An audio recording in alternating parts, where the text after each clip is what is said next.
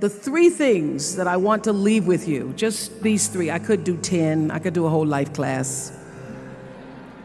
But just these three things will carry you if you let them. First and foremost, knowing who you are. Knowing who you are. Being able to answer this question, who am I and what do I want? You know, many times when I go out of the country, I am baffled by that question. To explain what is your occupation. I've stood there for 10 minutes. Well, am I a talk show host? Well, I'm more than a talk show host. Am I a businesswoman? I'm a businesswoman. I'm more than a businesswoman. Am I an entrepreneur? I'm more than an entrepreneur. So I just leave it blank or self-employed. So I'm not asking for the roles that you play as daughters. I'm not asking that question. What are the roles that you play as a daughter, as a friend, as a sister? You're going to be a lawyer, you're going to teach, you're going to be a pharmacist. I'm asking the bigger question of who am I? Who am I really? My answer is I am God's child. I am that which is born of all that is. I am, as Pierre de Chardin said, a spiritual being having a human experience, come trailing the breath of the ancestors yet, but trailing the breath of the angels. And understanding that because I am connected to the source of all that is possible for me. That's who I am. And what do I want? I don't want to just be successful in the world. I don't want to just make a mark or have a legacy. The answer to that question for me is I want to fulfill the highest, truest expression of myself as a human being.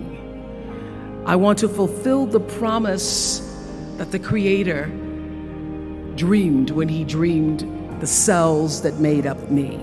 Number two, you must find a way to serve. Martin Luther King said that not everybody can be famous, but everybody can be great because greatness is determined by service. Now, we live in a world where everybody wants to be famous and where we admire people for just being famous. We think being known brings us value. The truth is, all of that will fade in time. In 3 years, you won't be able to name the housewives of Atlanta.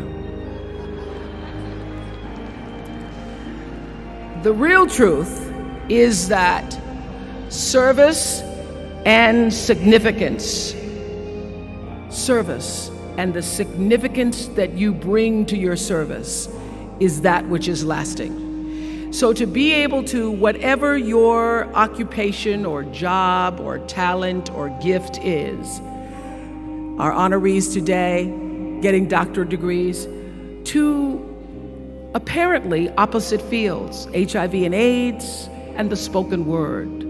But what they have in common is service, using the spoken word in service to community and the world, using your knowledge and information about HIV and AIDS and medicine in service to the world. And if you look at all the most successful people in the world, whether they know it or not, they have that paradigm of service. Everybody's talking about Mark Zuckerberg and the IPO. Service. Jay-Z rapping. Service. Through the word, to people, through song. For many years, I was really just happy to be on TV, and people would stop and say, "Oh, you on TV?" "Yeah, I'm on TV. I like being on TV. It's a nice job." And it was about the time that I received my honorary doctorate from Spelman around 1993. So I don't know if that had something to do with it. I thought of myself as Dr. Winfrey.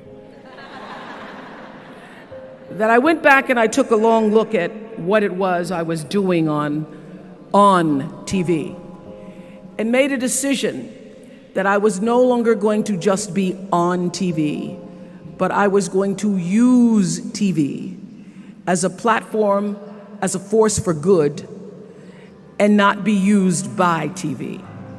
And I will tell you, my decision to make that significant change in the way I operated on television, using television as a service, changed my career exponentially. Service through medicine, service through art, using whatever it is you produce, your product, as a way of giving back to the world. When you shift the paradigm of whatever it is you choose to do to service and you bring significance to that, success will, I promise you, follow you. Service and significance equals success. Number 3, it's so simple but so hard to do. Always do the right thing. Always.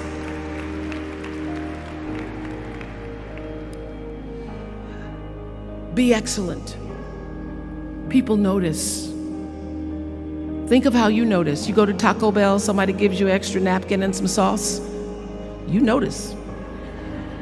You want to go back to that person, because even at Taco Bell, excellence shows itself.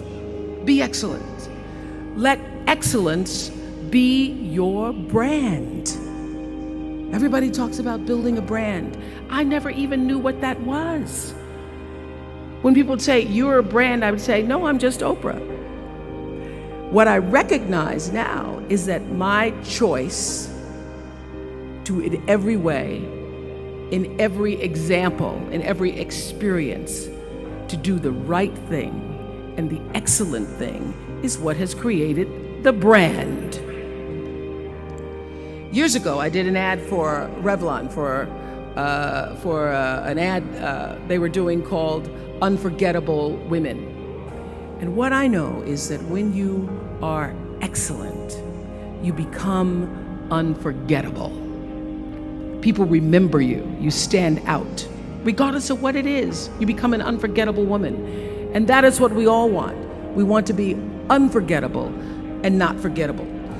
So doing the right thing, even when nobody knows you're doing the right thing, will always bring the right thing to you. I promise you that.